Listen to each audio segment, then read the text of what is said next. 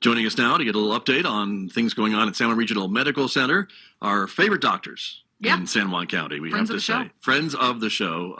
Dr. Erin Philpott is on the line. Also, Dr. Brad Greenberg from San Juan Regional Medical Center. Doctors, good morning. Thanks for calling in this morning. Good morning. Thanks so much for having us. Thanks for having us. You bet. Great to have you both on the program. And so, to get us started, give us an update, if you will. Certainly, there's been a lot of conversations about vaccines. We talked to you both about that. What's the latest that you were hearing? I believe it was it Pfizer that selected New Mexico as one of the first states to start rolling out their vaccine in North America? Yeah, so there's a lot happening on the vaccine front. New Mexico is busily working hard to kind of anticipate how we are going to distribute all the vaccines when they do become available. I think New Mexico is included as one of the 4 states to do sort of the trial program, but that doesn't mean that we get the vaccines any sooner. It just is sort of this practice round. But we did have, we are working with the state and developing our plan in a phase-wise approach to the population or in distributing the vaccines to the priority population. And I think it's coming along. You know, it's difficult to plan for something with a lot of unknowns, but the Pfizer, as we all know, is currently undergoing the emergency use authorization review, and it sounds like Moderna submitted theirs today, so that might be close behind. So we should have some, you know, the word on the street is that we might have vaccines for our frontline healthcare workers sometime in December. I've heard a variety of dates, but likely sometime in December, which is really exciting.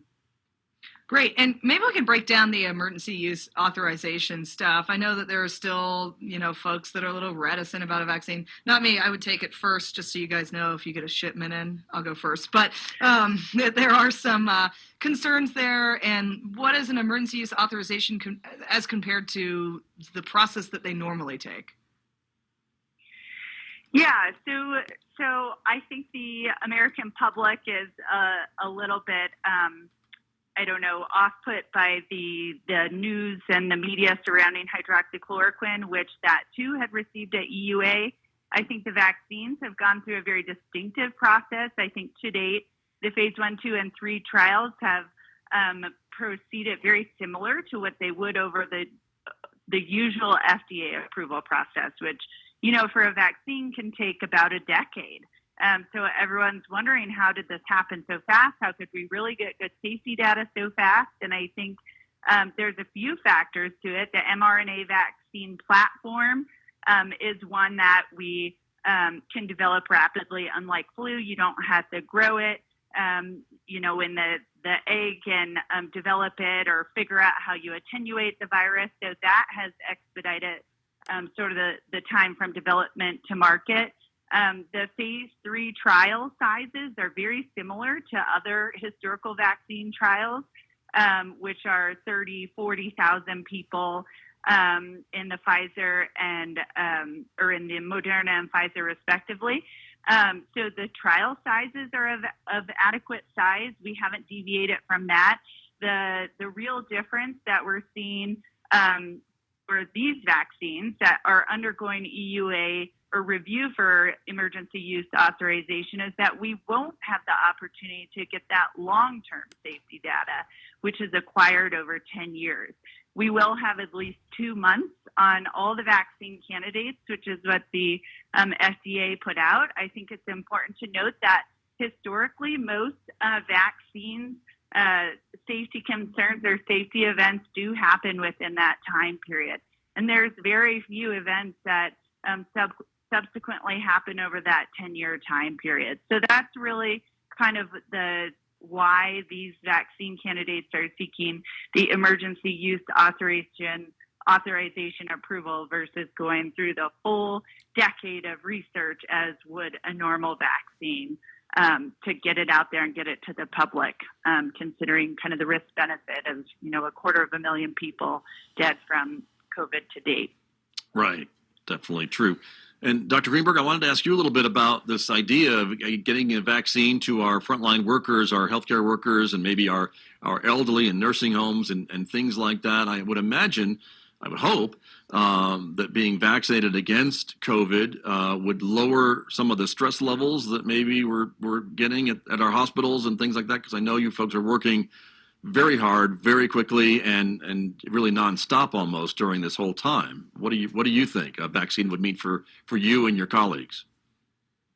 Well, I think that we're all hopeful that a vaccine would reduce our overall demand and the pressure on the healthcare infrastructure. One thing I do want to echo what Dr. Philpott said is that just because this happened fast, or it seems like it's fast, doesn't mean that there were corners that were cut.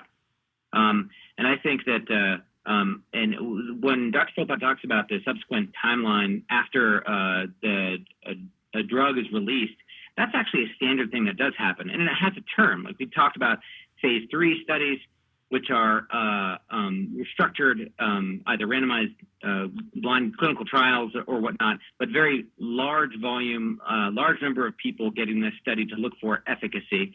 Well, phase 4 is actually a post-release survey, which is ongoing surveillance, which happens after a drug's released. And so, that's essentially where we would enter sort of all collectively by looking at this risk and benefit. And indeed, there really is a need to try to figure out how to get the pressure off of healthcare infrastructure across the country. Really healthcare infrastructure, hospitals, public health groups, et cetera. Everyone is at a point either past or really at a breaking point. This is a very challenging pandemic. I think that if we can do essentially anything with broad-based public health efforts, social distancing, wearing your mask, to break this chain of transmission, we should do it. But also, like this vaccine, we're hoping that it will serve the same purpose. It'll break this chain of transmission. It'll reduce the likelihood of getting COVID if you already have been vaccinated for it. And if you do indeed get it, we're hoping that it would attenuate the illness so it would not necessarily result in a hospital admission or death. We have a lot of hope with the Pfizer and the Moderna vaccines, working through all of the supply chain challenges. To put ourselves in a position where we can distribute it as soon as we've got it. So, but we're hopeful that it will reduce some of that pressure, but that's still an unknown. And so I have to underscore again how important it is for people to take this seriously and to really double down on social distancing, wearing the mask, washing your hands, and really just reducing your potential exposures. Just follow the guidance of the governor and follow common sense. Very good. And speaking of doubling down on social distancing, let's tackle the Great Barrington Declaration. It came out in October. It's still kind of going around as far as folks commentating on it. It was to set it up sort of what it entails. It was written by a professor of medicine at Harvard, a professor at Oxford University's epidemiologist, and then a physician and professor at Stanford University. So it kind of garnered a lot of attention because those folks were seen as reputable sources. This document seems to ride heavily on the herd immunity concept, and they advocate something called focused protection measures. So that's the setup. You guys take it away, tear it apart as you see fit. All right. Well, I'm sure Brad has a lot of comments. I have a couple of comments. I think, in this current era of a lot of information through a lot of different platforms, I think it's really important to consider a number of things when looking at your news sources. I personally really enjoy the JAMA interviews by Dr. Howard Bachner. He brings on a lot of really well-known experienced public health experts and intensivists and people in our field that really know the ins and outs of everything happening, true experts.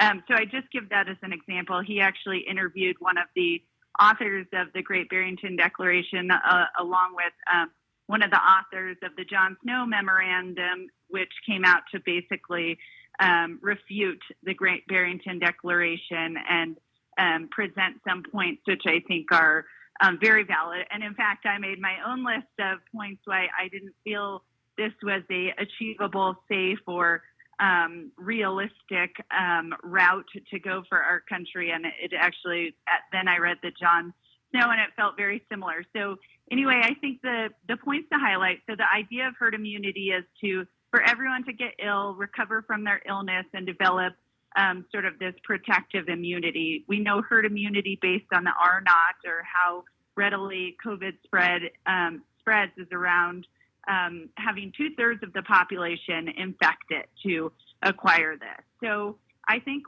we are seeing kind of what is happening now, a number of problems that are rising from this idea of herd immunity. So their first idea is really a concerted effort to protect this vulnerable population. I think the impossible thing, which we see every day at San Juan Regional, is who is the vulnerable population? We have a range of ages in our ICU. People as young as 30, as old as in their 80s, 90s.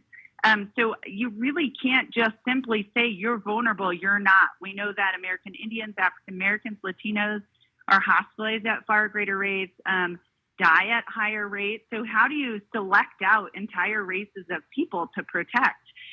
There's a number of people with these undiagnosed risk factors for severe COVID, like diabetes or hypertension. So I think this notion of this being a black and white, vulnerable versus not vulnerable, is just not practical. We've put in place a number of public health measures within the nursing homes. In spring, we had a couple of large outbreaks in our local skilled nursing facilities, which were just devastating. We have since really tried, or the Department of Health and the nursing homes are working hard to contain their outbreaks, but it's very challenging. So I think this notion of focused protection is difficult, even if we know the vulnerable populations. And then I think they make kind of this sweeping suggestion that these mitigation measures are causing excess mortality, or these untoward consequences like a reduction in childhood vaccines, some mental health effects, and people having heart attacks and not coming to the hospital. I would argue it's the virus itself causing this. Even if there weren't a stay-at-home order in New Mexico, I'd say the movie theaters are unlikely to be packed. I'd say those cultural events that normally go on would not be well attended. So I think the virus itself is really causing a lot of these sort of negative excess or additional issues we're seeing in our society right now. And then lastly, I'll just say, and then Dr. Greenberg can make his comments, the declaration does not seem to consider excess mortality and overwhelmed healthcare infrastructure. Like, as Dr. Greenberg said, we are all at or above capacity at this point in time. And as are most hospitals across our country. So if we were just to open everything up, with some of those focused measures to protect the, quote, vulnerable, I think it'd be far worse in the absence of mitigation measures. So much to say on this, but I'll leave it at that. All right. Thank you. Dr. Greenberg, your turn. Well, I think that it's important to also state that some things, even though that I may not necessarily agree with the specific conclusion of the Great Barrington Declaration, I think it's important that we don't minimize the excess mortality that we may see with non-COVID illness, and also looking at the social, economic, and psychological impacts of a drastic modification to how society functions. I think those things are important, and I think those things are clearly worthy of consideration. I think, unfortunately, though, we can't really get back to something that looks normal without actually addressing the pandemic first. I really am I very much appreciate scientific discourse, and I sort of like how, even though the sides are polarized, and we never like to see two sides get polarized, the scientific discourse, at least with the history of science and one of my favorite books that talks about transitions in science is called The Structures of Scientific Revolutions, where you can have different perspectives about how these things work, and they have to battle these things out in order to arrive at a specific scientific consensus using principles of science in terms of investigation, evidence, and analysis of fact over time to basically see which one bears out as representing scientific truth. So it is kind of neat to see how that is unfolding in front of us. The problem is that the academic argument is one thing. The practical argument is another. The truth, our truth here is that we're seeing people die from COVID, and we're seeing hospitals that are filled up as a consequence of this. And I would argue that this targeted protection, what they describe as focused protection, was actually tried. We probably tried it over the summertime across the country in a number of different avenues where we basically said, okay, well, we're going to protect folks that are in nursing homes or protect folks that are vulnerable, and we're going to try to open things up. And we're actually experiencing right now the consequences of that particular public policy. And so I think that we really do have some challenges here with what the impact is now to healthcare infrastructure. And before the Barrington Declaration, before the John Snow Memorandum, there was simply pandemic curves that described excess mortality as a product of their impact on healthcare infrastructure. Those things are much more of a common sense way of trying to understand this. It doesn't matter what the source of the morbidity or the mortality would be. If you overwhelm your healthcare infrastructure where we can no longer provide services that are necessary, then more people are going to get sicker. So we're actually, this time around, compared with the spring, we're working really hard to stay open.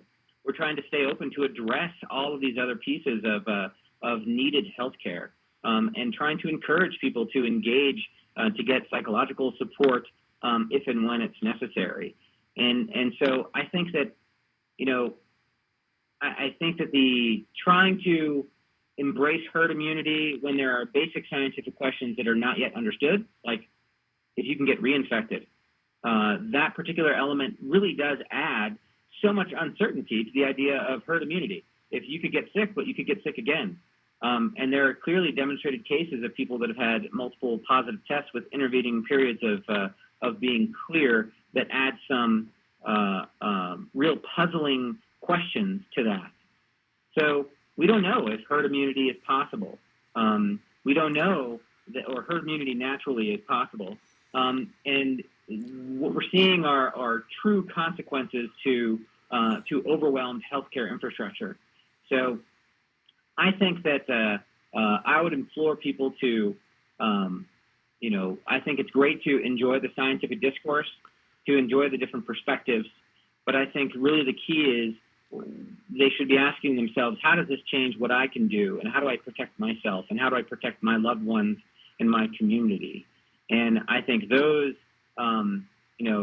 simple, even in the Great Barrington Declaration, this is important too, they endorse hand washing, staying home when you're sick, reducing all of the kinds of things that would increase the likelihood of getting infected. So, they have a number of other conclusions that I don't really align myself with. But I also believe that some of these elements are important to consider.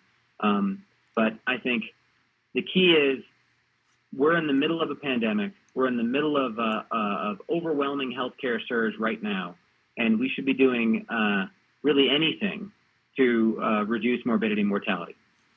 Very good. Thank you both. It's so very helpful.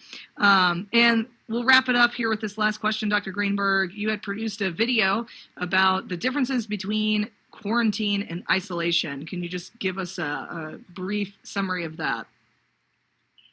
Absolutely. I think folks have been somewhat confused about what it means to quarantine. Sometimes they're asked to quarantine.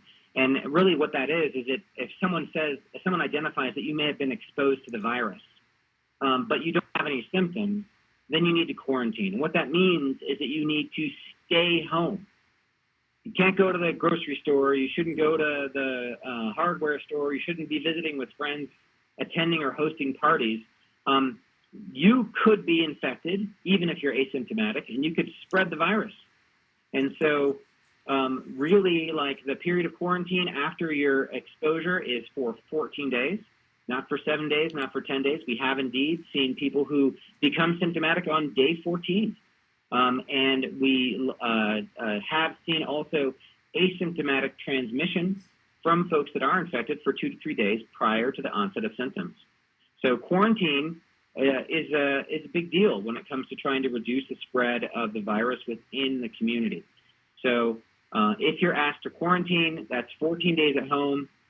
Do not leave your house, and make sure that you, if you do have to leave your house, it's for absolutely necessary reasons, either to seek health care or whatnot, but you shouldn't be going into stores or doing anything else like that. Isolation, on the other hand, yes. Can I add one point on that?